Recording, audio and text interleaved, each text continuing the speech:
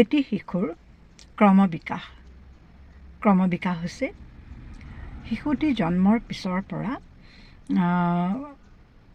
কিছুমান মাহত কিছুমান কাম কৰে আৰু সেই কামবিলাকৰ অনুসৰিয়ে আমি শিশুটোৰ এটা গ্ৰথটো বা তেওঁ স্বাভাৱিকভাৱে ক্ৰমবিকাশ হৈছে নে আমি জানিব পাৰোঁ। সেইটো এটা অংক আছে, সেই অংকটো হ'ল 2, 4, 6, 8, 12।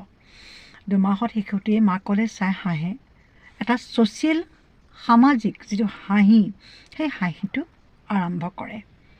দ্বিতীয়তে শিশুটিয়ে 4 মাহত পেট পেলাই উবুৰি হয় আৰু উবুৰি হৈ আগুৱাই যাবলৈ যত্ন কৰে।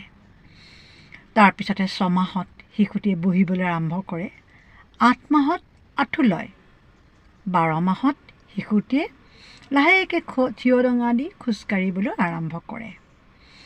এই 12 মাহলৈকে যিখিনি শিশুৰ বিকাশ ঘটে, সেই বিকাশত কেতিয়াবা কোনোটো শিশুৱে কেতিয়াবা এমাহৰ আগতো কৰিব পাৰে আৰু কোনোটো শিশুৱে এমাহৰ পিছত বা 2 মাহৰ পিছতো কৰিব পাৰে।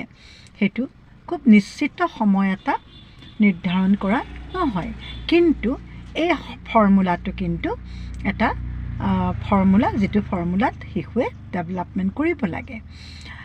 ঠিক আৰু এটা ইয়াত উল্লেখ কৰিব খোজোঁ যে 6 মাহত শিশুটোৱে বহিবলৈ লোৱাৰ লগে লগে এটা ডাঙৰ কাম আৰম্ভ কৰে, সেইটো হ'ল খেলাৰ যিটো এখন হাতৰ পৰা আন এখন হাতলৈ খেলা বস্তু নিব পৰা হয়।